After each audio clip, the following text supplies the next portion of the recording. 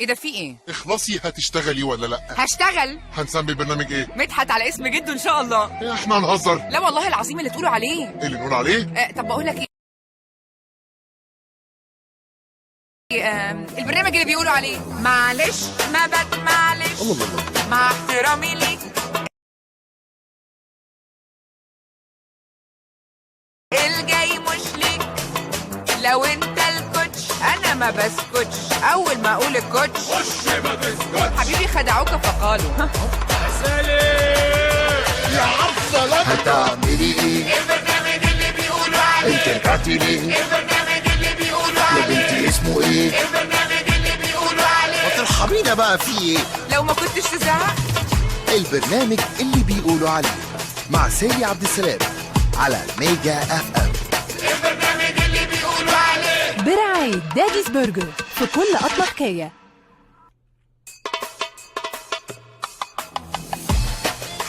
طب انا جيت يا عم سلام، قولوا بقى.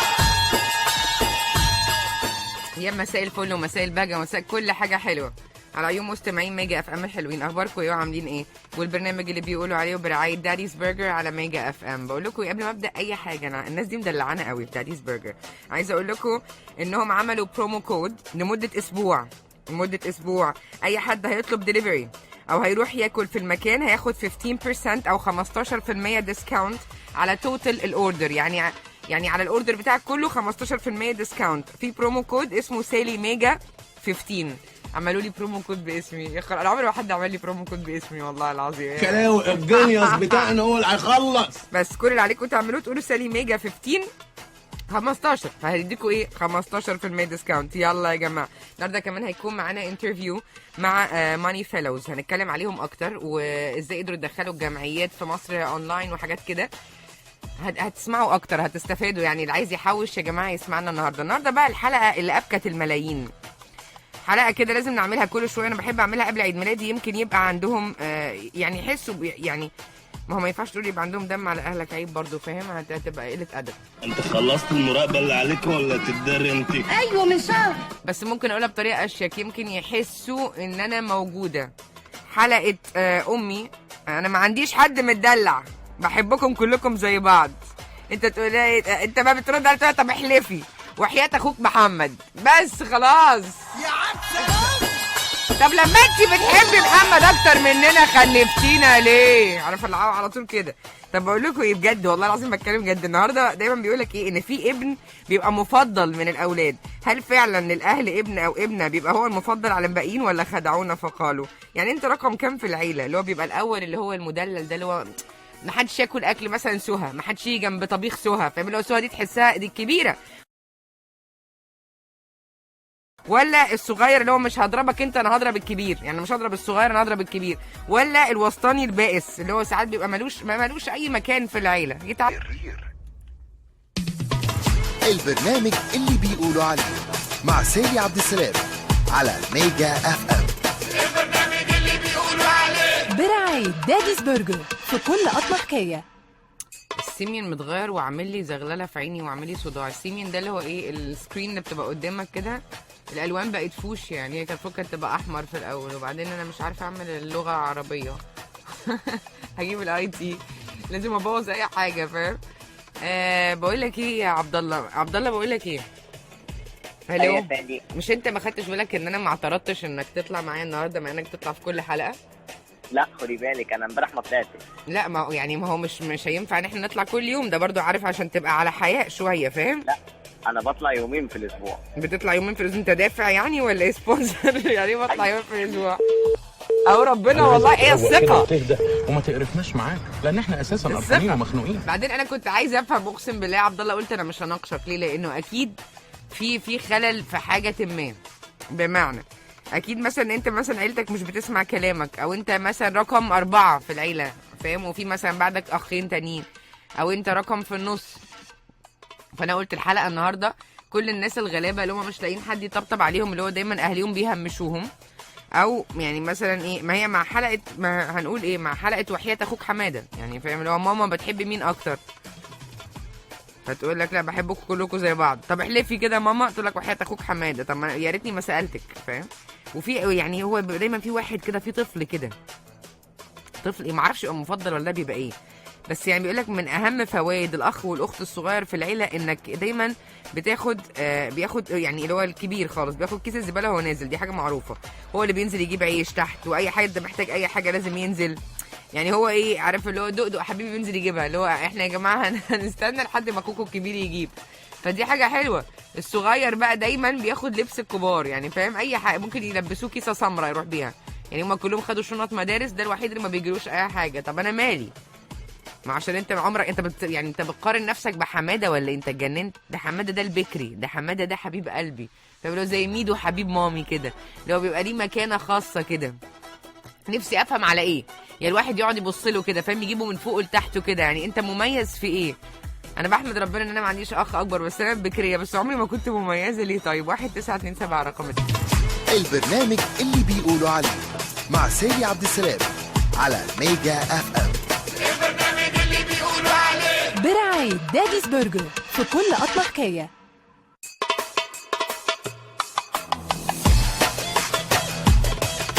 1927 ده رقم الاس ام اس. ممكن تكلمونا على 3835962 او انا معايا اسير هنا والله العظيم. خليك بقى بتعذب كده، بس اقول يضحك ازاي.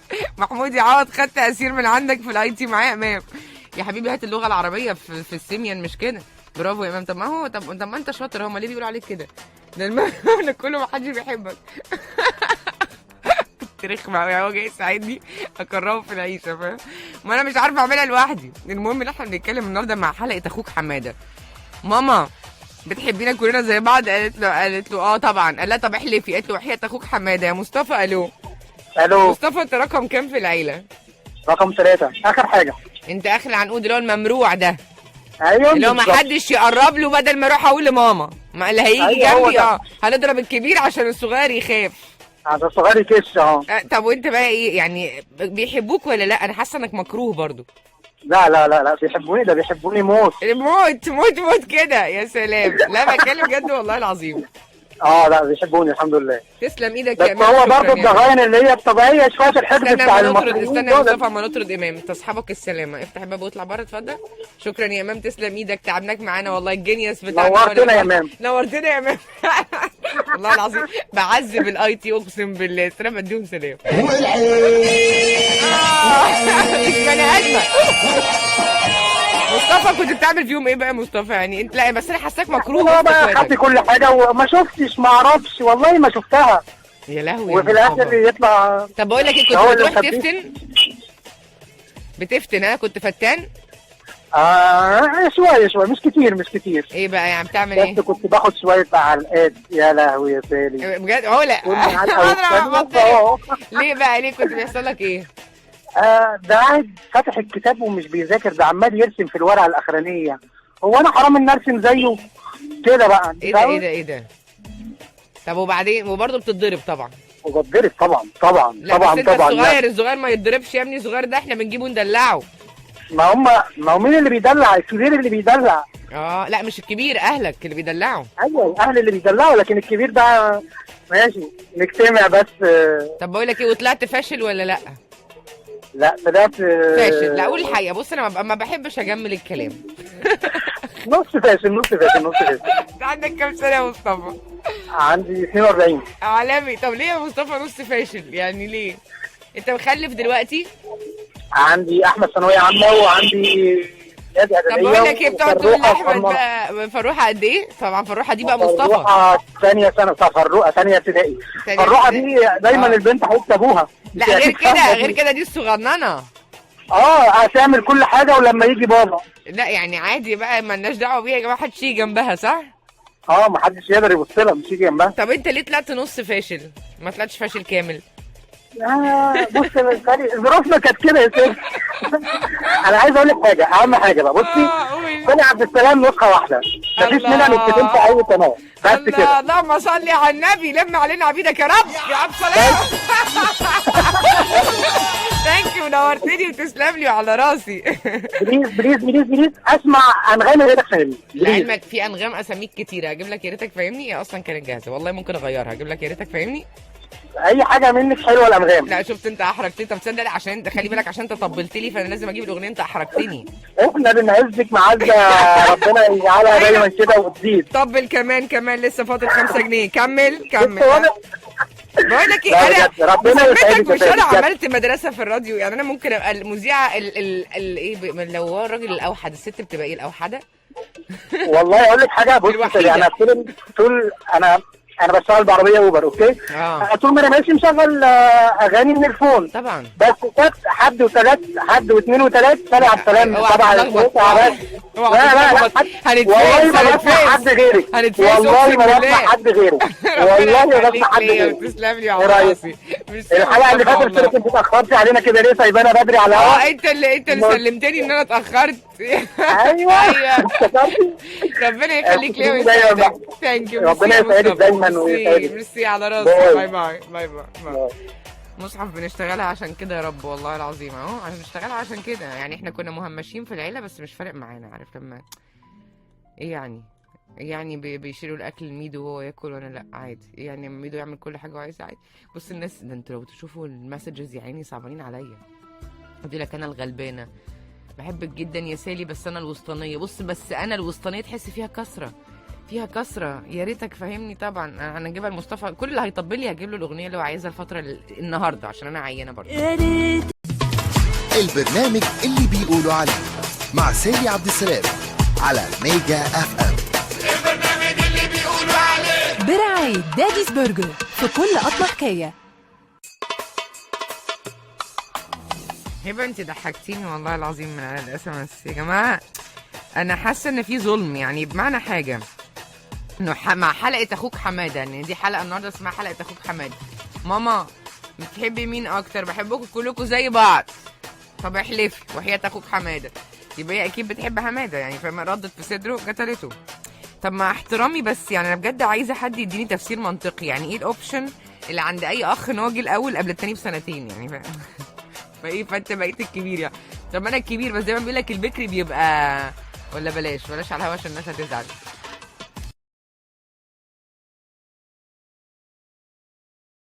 البكري بيبقى غير مسؤول يعني، بيبقى طايش شويه، لكن هي بتتقال كده على طول معروفه في امثالنا يعني. لكن البكري مش عارف ايه عشان يغزوك فاهم، لكن لا ما انا البكري وهفضل بكري وانا مش متغاظ يعني. انا مش زعلانه على فكره. ايه تاني؟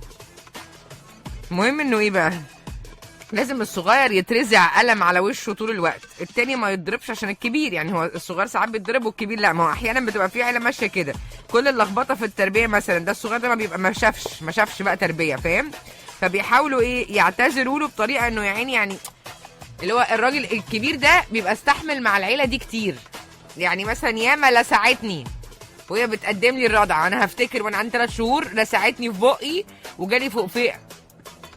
دي كذابه على فكره، دي حقيقه بس مش مهم.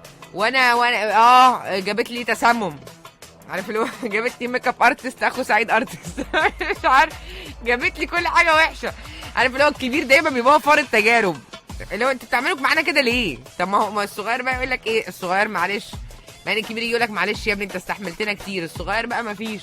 يعني هبه عبد الله بتقول لك ما فيش الكلام ده، احنا جيل عندنا انتوا عندكم ايه؟ عندنا الصغير مهدور حقه والله وبياخد كيس الزباله وهو نازل كمان اهو. خدتي يعني انت كده بقيتي مميزه، انت مميزه يا هبه.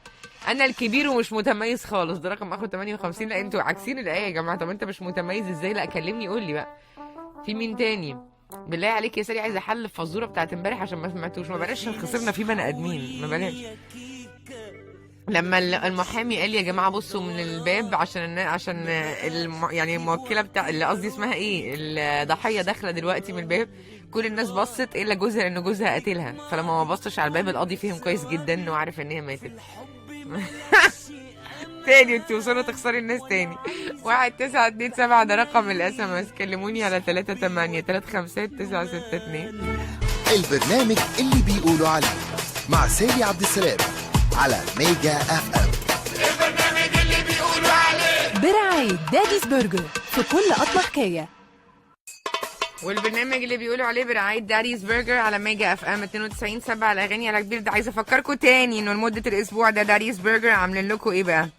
داديز برجر هيدوكوا 15% ديسكاونت لو عملتوا برومو كود سالي ميجا 15 ده على الدليفري، او لو هتروح تاكل في المكان ديسكاونت 15% على توتال الاوردر بتاعك. هتاكلوا برجر زي ما انتوا عايزين. نرجع بقى لحلقه اخوك حماده. واضح ان في ناس، حد بيقول لي على الاس ام اس 1927 بيقول لي والله يا سالي انا الكبير بصوت احمد مكي ومميز جدا وبشيل مسؤوليه. لا انت مش مميز يا دبوس. الو انت اسمك دبوس ليه؟ لا قصة طويلة مش هينفع. لو انت صغير يعني مامتك يعني سميتك كده؟ هو انت اسمك الحقيقي ايه طيب؟ وهتقفل الراديو. اسمك مهاب؟ مهاب بس بتفتخر بدبوس يعني انت بتشتغل ايه؟ بشتغل في اللوجيستكس. مش هينفع اقول فين. بتشتغل في ايه؟ نعم؟ ما ينفعش تقول فين؟ لا ما تقولش فين، انت قول بشتغل ايه؟ بشتغل في اللوجيستكس. لوجيستكس. مش هينفع اقول فين. معاك فلوس كتير يعني خايف تتحسد؟ لا. وكنت عبقري. ماشي خليك في اللوجيستكس. بقول لك اللوجيستكس يعني ايه بالعربي؟ صعبة ها؟ لوجيستكس يعني ايه بالعربي؟ يعني ايه بالعربي؟ يعني ازاي تنقلي اي حاجه من اي حته؟ لا يعني ايه بالعربي مع ترجمتها؟ ما هي ليها كلمه اسمها ايه بقى؟ لا تصدقي ما ركزتش يعني. ما انا دايما كل ما حد لي جامعه ايه يقول لوجيستكس، فاهم؟ لو ببقى عايزه اساله ومفيش. لا بس انت انت يا دبوس ربنا هيوفقك في حياتك طبعا لانك لوجيستكس. بص احنا يعني بنمنتين اويل ريجز. اوكي بيمنتنوا اللي معاكم بترول، معاكم فلوس. انتوا منهم ولا ايه؟ الجينيوس بتاعنا هو اللي هيخلص. ما تجيب طيب اي حاجه. هات فلوس. بقول لك كده بوس. انت رقم كام في العيله؟ في اخواتك؟ انا اصلا مسافر وعلى الصحراوي وقلت كده يعني. بقى ايوه اذا كان كلمني على طول. على طول وش طبعا. وش يعني ما فكرتش طبعا. انت رقم كام في اخواتك؟ ليه؟ رقم كام في اخواتك يا عيني يا ابني؟ 1. انت الاولاني ها؟ المميز. والله مش قوي والله مش مميز. فرخه بكشك. لا يا جماعه ده مهاب جاي، استنوا ما اعملوا الاكل اللي هو بيحبه. مهاب خد اجازه. مهاب ما هنصدق نشوف النقطه ومن اول السطر. نعم من اول هنا بقى كده يعني هو جاي شقيان. واحنا مالنا احنا في البيت مش عايزين ناكل الاكل اللي انت هتاكله. طب ما ناكل زيك طيب. العقل بيقول ايه؟ ناكل زيك. العقل بيقول ناكل زيك، مش انت تاخد حمامتين واحنا ناخد حمامه. مفيش حاجه اسمها كده. انت تاكل صينيه المكرونه بالبشاميل كلها واحنا ناخد البواقي. ليه؟ مع بعض وكل حاجه بس يعني كده. دايما الكبير بيبقى مميز يا مهاب. انت مميز؟ مش قوي والله. لا ما طالما قلت مش قوي دي وانت وعلى استحياء قوي. مامتك بتستناك طبعا كل شويه. طبعا. طب انت متجوز ولا مش متجوز؟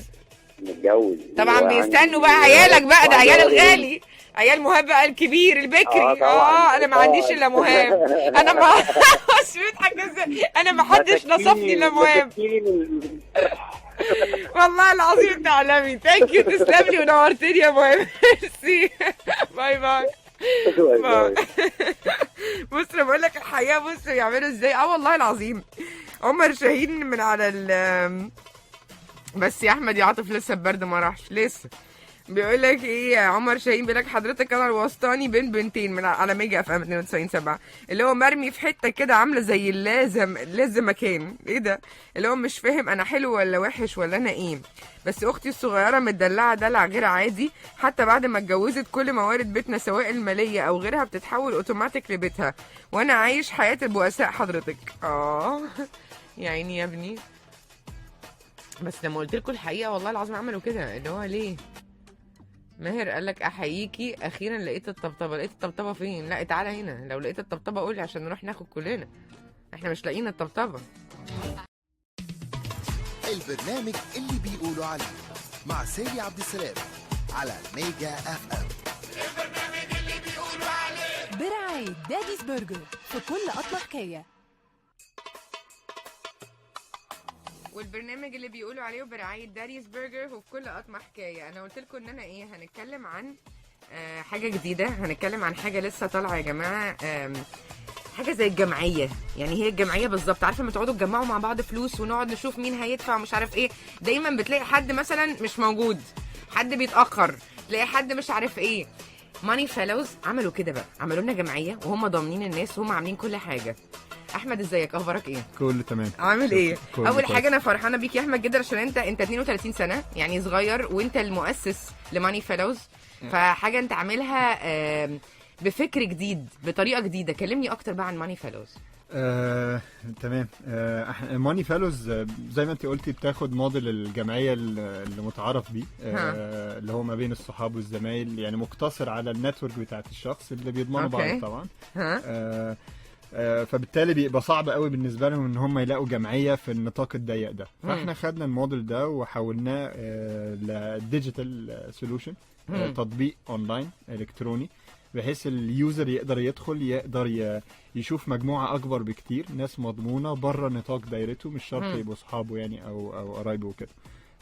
احنا بنضمنها وبنسهل بقى. وبيخش ازاي يعني؟ هو ازاي بيعمل يوزر يعني؟ ازاي بيبقى يوزر اصلا؟ مع ان انا عارفه ان هو المفروض من 3500 جنيه ل 50000 جنيه، صح؟ بالظبط. عشان يبقى يوزر طبعا كل واحد، عشان احنا اللي بنضمن واحنا بندخل ناس مش شرط يعرفوا بعض وكده، فبنعمل زي تقييم لكل واحد على البلاتفورم، على الابلكيشن. يعني ايه بقى التقييم؟ يعني انا عشان اخش الجمعيه مطلوب مني ايه عشان تقيمني؟ يعني المينيمم ممكن واحد يدخل ببطاقته وبروف اوف ادرس، يعني بيته، يعني مكان محل سكنه مثلا.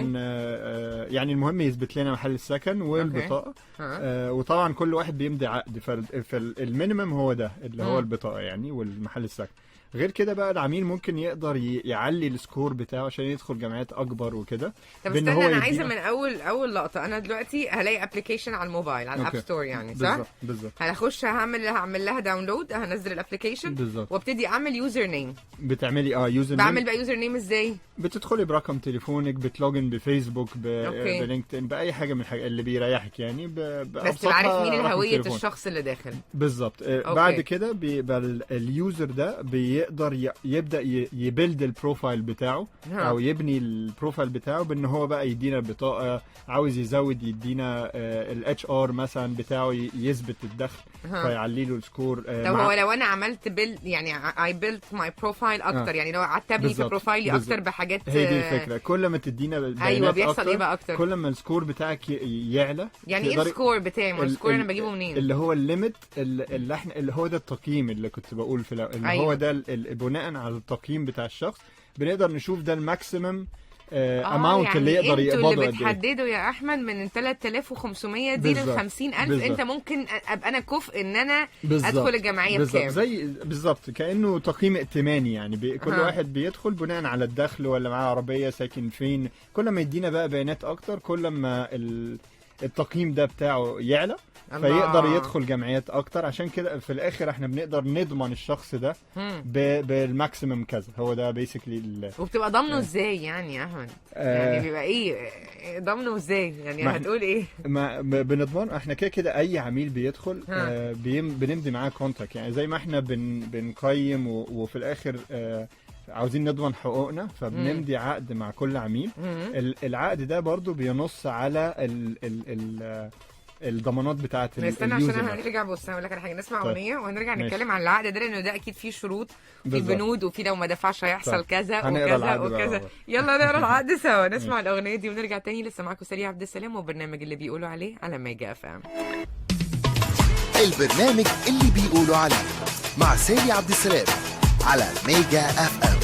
البرنامج اللي بيقولوا عليه برعاية داديز برجر في كل قطمة حكاية. والبرنامج اللي بيقولوا عليه برعاية داديز برجر وفي كل قطمة حكاية. لسه بنتكلم على ماني فيلوز. على ماني فيلوز بنتكلم عن ايه بقى؟ هي زي جمعية، احنا بنحاول نفهمكم ايه فكرتها اصلا، هي بتعمل ايه الحاجات الضمانات المفروض تعملها. معانا مؤسس ماني فيلوز. ازيك يا احمد؟ اخبارك ايه؟ عامل ايه؟ احمد يا وادي قول لنا بقى ايه الضمانات. احنا قلنا الضمانات الحاجات اللي هي زي الاتش ار والحاجات دي، صح؟ اتش ار لاتر لو انا بشتغل في مكان عشان تقدر وكل ما البروفايل بتاعي بيتملي معلومات عني اكتر، انا ممكن اخد ليميت اكبر بالزبط. او تدخلي جمعيه اكبر بقيمه اكبر، يعني تقبضي اكتر. كل ما تدينا اكتر كل ما نقدر نطمن، نعمل زي تقييم زي اي جهه بتقرض مثلا. البنك بيعمل استعلام، ده جزء من الاستعلام بتاعنا. طب انا ايه اللي يضمن لي سريه المعلومات دي؟ يعني لو انا لازم الناس تبقى عارفه ان انا داخله الجمعيه يا احمد. لا يعني في الاخر بعد دخول الجمعيه ممكن تشوفي زي اول اسم بس للمشتركين، بس تديكي سنس ان انت داخله جمعيه فعلا. ان هي مش حاجه لعبه وهميه يعني. مش بنافيل البرايفت داتا بتاعت العميل يعني كلنا، ولا ارقام التليفونات ولا نكلم بعض ولا الجو ده. لا خالص دي يعني حتى احنا حاطينها انكريبتد في الداتابيز بتاعتنا، يعني انه اصلا حتى لو حد جوه الشركه عاوز يطلعها ما بتبقاش بسهوله، لازم بكيز انا ما بتعاملش مع حد، انا بخش الجمعيه انا بتعامل معاكم انتوا صح؟ انا ماليش دعوه. انت بتختاري المبلغ اللي عايزاه في الدور اللي انت عايزاه وبندخلك احنا بنتصرف وندخلك طب انت شايف بقى ازاي الابلكيشن ده بيقدر ان هو يخلينا نحوش ونعمل حساب بقى الايفنتس اللي بتيجي لو قصاد مدارس سفريات وكده؟ يعني هي الفكره كلها ان انت بتدخلي بتختاري المبلغ اللي انت عايزاه في الميعاد اللي انت عايزاه بيست على الايفنت اللي انت عاوزاه او مسافره او وات ايفر، بتختاري الوقت والمبلغ وبتلاقيه وبتدخلي بقى بتدفعي اونلاين بالكارت فوري. ممكن اعملهم عادي فوري، ممكن اعملهم كاش او كده. ممكن كاش مندوب، ممكن بالفودافون كاش والحاجات اللي هي المحافظ الموبايل وولت يعني. وعندنا كمان ناس بتيجي ثرو الكوربريتس بتاعتها، يعني احنا بنمضي مع شركات. ايه ده الشركه بتعمل لهم مع ماني فيلوز يعني؟ مش الشركه نفسها، يعني الشركه بتدي البنفيت دي للموظفين بتوعها وبيستقطعوا من الراتب بتاعهم للجمعيه، فهم يعني بدل ما انا اخش بقى في الهاسل دي او في الحوارات دي كلها الشركه بتدخل لك المرتب وكده، فانت بتدخلي بتختاري الاماونت على طول والشركه هي اللي بتخصم من الراتب بتدينا احنا القسط الشهري. حلوه الفكره دي جدا. طب بقول لك ايه، في مصاريف اداريه والحاجات دي، يعني مثلا انا داخله الجمعيه ب 5000 جنيه. ايه بقى المصاريف الاداريه والحاجات دي؟ بيبقى في مصاريف اداريه يعني بتبدا من اول مثلا، ممكن لو عايزين نحسبها يعني ممكن تبقى من اول 6% اول دور. 6% على ايه يعني؟ اول دور يعني اللي بيقبض اول واحد خالص وما بيكونش دافع اي قسط، فده بناخد منه اكتر شويه من اللي استنى 3 شهور عمال ما يقبض. يعني الدور الاول اغلى واحد، تاني واحد ارخص، ثالث واحد طب لو انا مثلا عاشر واحده، انت عاشر واحده بتاخدي حاجه يعني ما بتدفعيش فيس خالص، وبالعكس بنديكي فاوتشرز بقى من اوبر وكريم وكاش باك وحاجات. يعني انا لو استنيت سبت فلوسي ونسيتها شويه بتاخديها اخد عليها امتيازات كمان بالزبط. على بنفيتس بس بجد. طب من اول رقم كام بيسيب حاجته البنفيتس يعني؟ هي دي يعني بيبقى ساعات في كامبينز من اول الدور الخامس مثلا، بس هو الطبيعي من اول مثلا الثامن. يعني من اول الثامن ما ياخدش بقى فيس، ما بيدفعش فيس، وبالعكس بياخد امتيازات. دي حلوه الفكره دي على فكره. انت بتحفز ان طب افرض حد عايز يخش في الاخر كلهم عايزين يبقوا الثامن مثلا، تعمل ايه؟ يا ريت. ايه ده بجد؟ لا بالعكس يعني هو احنا جزء من الحاجات اللي بنعملها ان احنا بنحاول نبالانس ان يبقى في ناس كفايه عاوزه الادوار الاولانيه وناس كفايه عاوزه الاخر. الاولاني بتاخد منه 6% زي ما قلنا، ده اغلى حاجه خالص، بس الثاني مثلا 5 بتقعد تقل تدريجيا لغايه ما بيوصل بقى ان هو ما بيدفعش وبالعكس بياخد بنفيتس وامتيازات. حلوه قوي يعني. بص تسيب فلوسك وتنساها شويه، بعد كده تيجي تاخدها بامتيازات وتلمها كلها مره واحده، ما تكونش صرفتها. هنرجع نتكلم اكتر. وماني فيلوز منورني يا احمد هنا على البرنامج اللي بيقولوا عليه مع سالي عبد السلام على ميجا اف ام. البرنامج اللي بيقولوا عليه برعاية داديز برجر، في كل قطمة حكاية. لسه معاكم سالي عبد السلام وبرنامج اللي بيقولوا عليه على ميجا اف ام 92.7 الاغاني على كبير برعايه داديز برجر. ومعانا ماني فيلوز. هنتكلم اكتر مع احمد وادي مؤسس ماني فيلوز. اخبارك ايه يا احمد؟ عامل ايه؟ تمام. يلا نتكلم اكتر بقى. انا عايز اسالك على حاجه. انتوا دلوقتي موجودين في القاهره والجيزه واسكندريه بالظبط، مش ناويين تروحوا بقيه المحافظات؟ لا طبعا في بلان. يعني احنا دلوقتي اصلا في البلان دي ان احنا عاوزين بقى ننتشر قبل ما نفكر ان احنا نكسباند بره مصر. عاوزين نبقى لوكالي يعني، او يعني اتليست في مصر اكسباندد للمحافظات كلها ان شاء الله. ايه بقى ناويين تبداوا ايه يعني؟ قول لي ايه البلانز يعني اللي جايه؟ دلوقتي إيه؟ بنعمل يعني بنتعاقد مع يعني ما ينفعش اقول اسامي، بس حاجات اللي هي هتساعدنا ان احنا الناس بسهوله تمضي عقد هناك، بسهوله تقدر تدفع في اوتلتس، مش لازم سبيشالي ان الناس اللي معهاش كروت وكده يعني يقدروا ممكن من الجمعيه بتاعتي او من ماني فيلوز ادفع في مكان دي حاجه تانية لسه هنعملها. دي بتبقى حلوه قوي. بدل ما تقبضي كاش ممكن تروحي تصرفيها في ميرشنت، تصرفيها في محل، لانه فعلا في ناس ما تعرفش تمسك كاش في ايديها يا احمد، دي كارثه بالنسبه لهم يعني. بالظبط. فاحنا عاوزين نقون الحته دي كلها من اول لما يدور على المبلغ اللي هو عايزه بيجيله ويقدر يصرفه بقى، يا اما ياخده كاش يا اما يقدر يصرفه بقى انه يشتري بيه حاجات ممكن اعمل كده عادي يعني، يبقى معايا فاوتشر مثلا او اي حاجه او اي تعاقد بينكم وبينهم. بالظبط. هو دلوقتي احنا كله مينلي كاش، بس احنا هنلونش في خلال شهر انه العملاء تقدر تروح يعني فلوسي بترجع لي ازاي؟ انا قصدي انا دلوقتي دخلت معاك الموضوع ده، اديتهم لك بقى فودافون كاش، اديتهم لك كاش، اديتهم لك اي حاجه، انا بقى يجي لي فلوسي ازاي؟ لما يجي دوري بقى عندنا انك بتقبضي يا اما ثرو فوري بلس اللي هي الستورز بتوع فوري، او ان انت تقبضي ممكن مندوب يجي لي بالفلوس، ممكن مندوب، بس احنا يعني بنقلل الكاش عامه، فممكن نحول على الحساب البنك. حلو، عشان ما ياخدوش برضو فلوس يصرفوها تاني يعني. انتوا بتحاولوا توفروا لهم على قد ما تقدروا، لو انتوا عمالين بتقنعوهم. يعني اللي بيدخل بكاش برضو بنفضل ان هو يطلع بان هو يتحول على البنك، ولو معهوش مثلا حساب بنك او كده بنقدر نكرييت لي بنقشو زي بريبيد كارد. بتشتروا له زي بطاقه ائتمان كده، مش ائتمان، بطاقه مسبوقه الدفع. ايوه اوكي.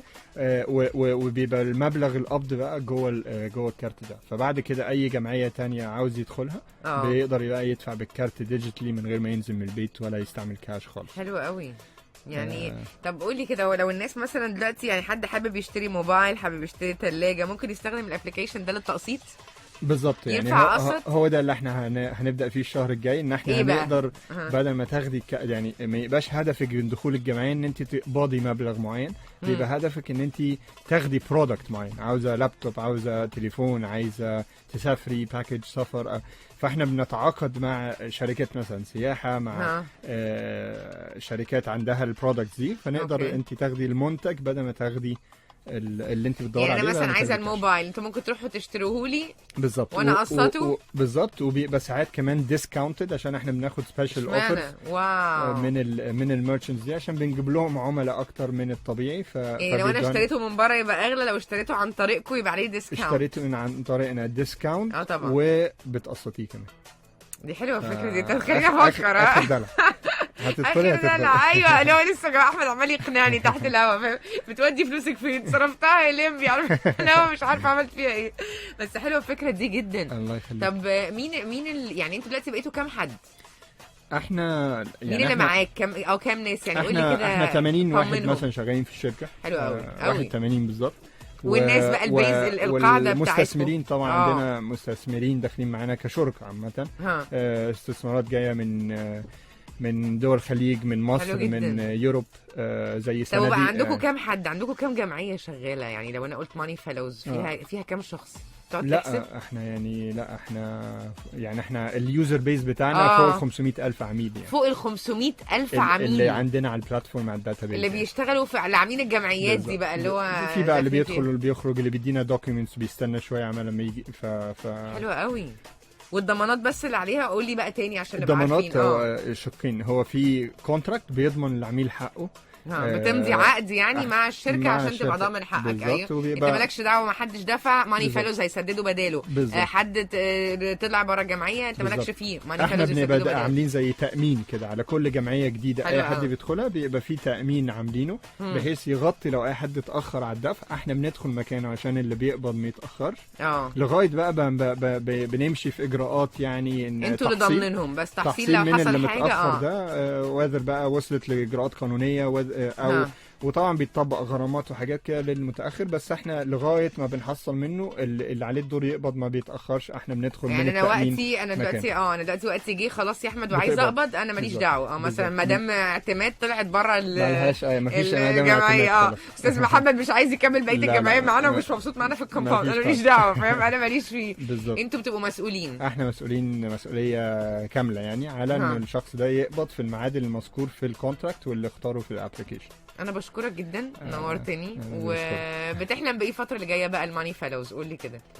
بنحلم ان احنا يعني نكسباند زي ما قلت في مصر كلها، ان احنا ما يبقاش في جمعيه تتعامل بقى بالطريقه الصعبه القديمه دي. نقعد بقى نلم بقى من بعض، يا جماعه هيطلب بطاطس فينا ونقعد ندور ونقعد نلاقي بقى عشان نلاقي تبقى جمعيه منمقه بشكل بطريقه سهله. أيوة. وفي الاخر بتعود بفايده على العميل، ان كل ما يثبت ان هو دفع في وقته والتزم، كل ما يقدر الجمعيه اللي بعديها يدخل، وبيبقى ليه حاجات تانية وليه فعلا امتيازات. وزائد ان كل ده بيبقى تراكت، فبعد كده سكوره بيفضل يعلى، مش لازم بس عن طريق انه يدينا بيانات، لا بيسدد في وقته فبيعلي سكور فيدخل جمعيه اكبر ان سو اون. حلو قوي، ثانك يو، نورتني. ميرسي جدا احمد وادي، ميرسي جدا من ماني فيلوز.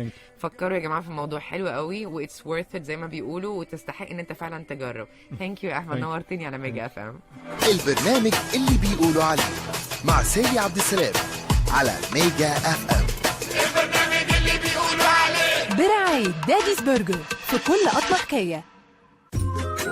كده ما اقول لك تعالى، انا عايز اقول لك على حاجه. لا انت هتضربي انا. لا مش هضربك، هعرفك غلطك بالشياكه. تعالى. هتضربي والله. 5 صراحه، هنتكلم بالراحه. اول حاجه كل سنه وانت طيبه يا نوسه، عشان ما انساش اهو اديكي سلام عبد السلام كمان يا عبد السلام، انت وكل السعوديه. كل سنه وانت طيبه.